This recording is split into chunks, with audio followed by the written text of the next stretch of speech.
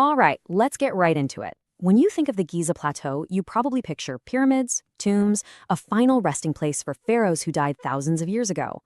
But what if that's only half the story? What if Giza wasn't a monument to the dead at all, but was actually a functioning piece of sacred technology?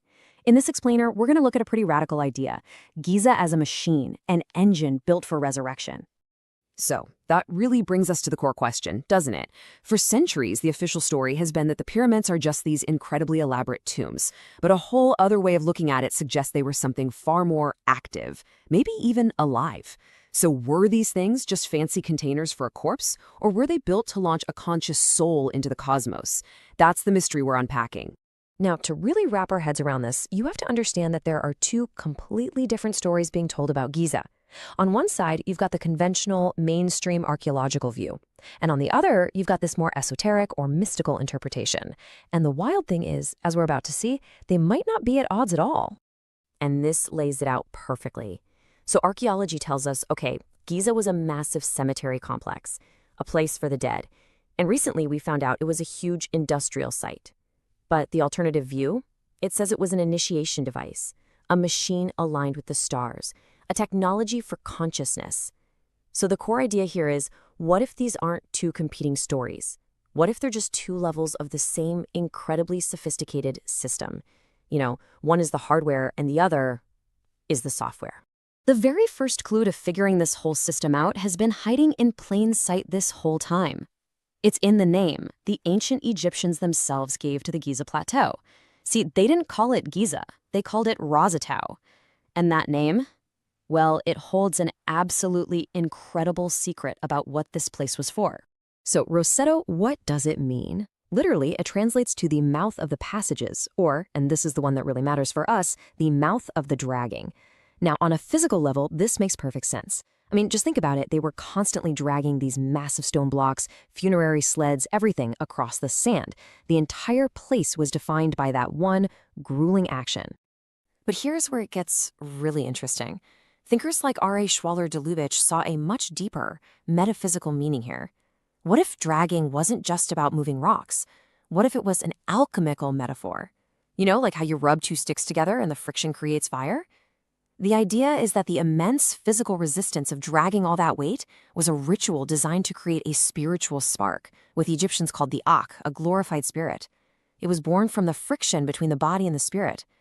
Rosetau was, by design, a place of maximum resistance.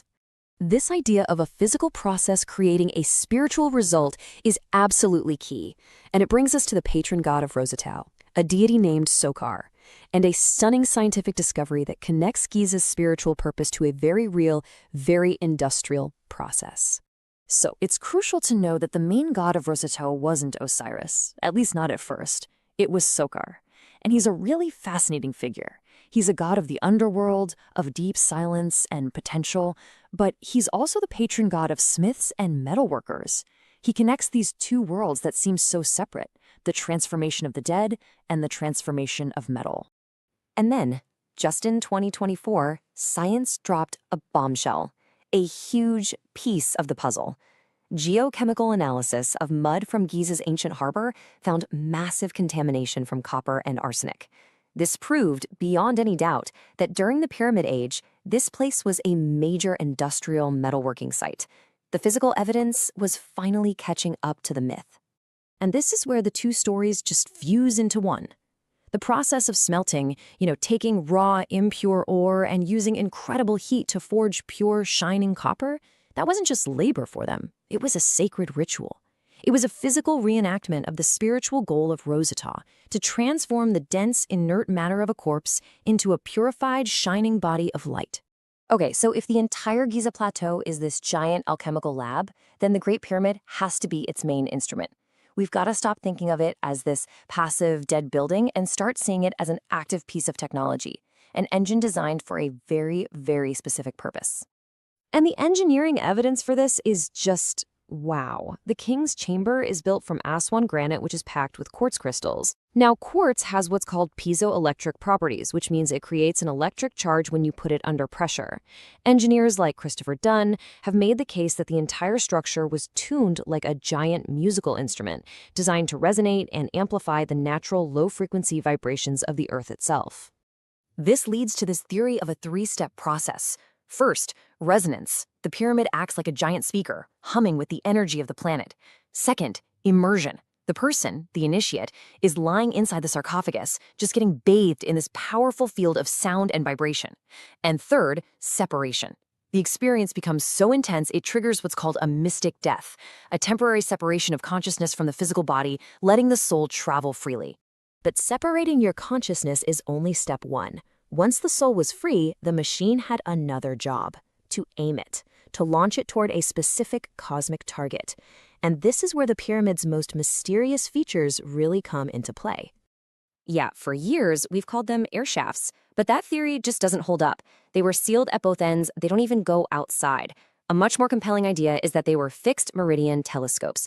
They were precisely aimed channels designed not for air, but for the soul. They were literally stellar launch tubes. And they were not aimed randomly, not at all. The northern shaft from the king's chamber pointed directly at Alpha Draconis, which was the pole star at the time. This was the path to the imperishable stars, a symbol of cosmic immortality. And the southern shaft? That was aimed at Alnitak, the brightest star in Orion's belt, which for them was the celestial kingdom of Osiris, the god of rebirth. So the machine wasn't just for separation, it was for stellar navigation. So let's pull all these threads together now. You have the physical friction of Rosetau, the metallurgy of Sokar, the acoustic resonance of the pyramid, and the precise stellar alignments. What we're looking at isn't a collection of separate beliefs. We're looking at a single, coherent system. We're looking at an engineered afterlife. This slide just puts it all in one place. Let's walk through it. Rosetau isn't just a place of dragging, it's a place of spiritual friction. Sokar isn't just a god of the dead, he's the principle of alchemical fusion. The Great Pyramid isn't a tomb, it's a harmonic resonator. The sarcophagus becomes a sensory deprivation tank. The shafts become waveguides for soul projection. And even the copper slag they find there isn't just industrial waste, it's the physical residue of these sacred alchemical operations. Every single piece had a dual purpose. So the ultimate point, the big takeaway, is this. The goal of this vast, complex machine was not to mummify and preserve a dead body for the future. It was to manufacture something new, to produce an Akh, a luminous, glorified spirit that was born in Rosetau and was capable of consciously navigating the entire cosmos. And that leaves us with one last, really provocative question. It just forces you to re-examine not only Giza, but our whole understanding of the ancient world. What if we've been looking at their greatest achievements as static monuments to the past when they were actually dynamic, functional engines designed to explore the final frontier, consciousness itself?